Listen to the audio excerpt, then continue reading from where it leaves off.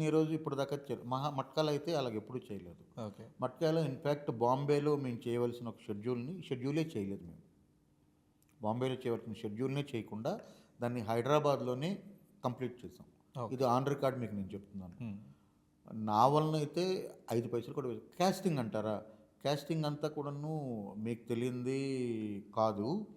But still మళ్ళీ మీరు నాకేం భయం లేదు. నేను ఆన్ రికార్డ్‌లోనే మీకు చెప్తున్నాను. కాస్టింగ్ అంతా కూడా వరుణ్ తేజ్ గారితో సినిమా చేయాలి. సో, వరుణ్ తేజ్ గారిని పెట్టుకున్నాం. అయిపోయింది కదా! హ్మ్. ఆయనే హీరో. ప్రొడక్షన్ హౌసు చెప్పింది. ఆయనకి కథ చెప్పాము. ఆయన కథ నచ్చింది. తీసుకున్నాం. తర్వాత ఆయన ఎందులోనూ ఇన్వాల్వ్ అవ్వలేదు.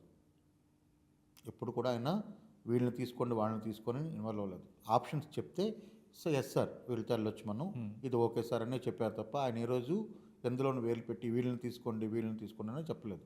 ఆ కథకి ఎవరెవరు కావాలో ఆ ఆప్షన్స్‌ని ఇప్పుడు నాకొక జర్నలిస్ట్ కావాలనుకోండి సినిమాలోన ఎగ్జాంపుల్ హ్మ్. చెప్తాను. మిమ్మల్ని పెడతాను. తర్వాత ఇంకొక ఆయన్ని పెడతాను. ఇంకొక ఆయన్ని పెడతాను.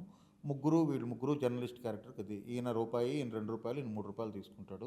ఎవరితో వెళ్దాం అనేది మీరు చెప్పండి. వీళ్ళు ముగ్గురు న్యాయం చేయగలరు అని చెప్తాం. ఓకే. ఓకే. దాన్ని ప్రొడక్షన్ హౌస్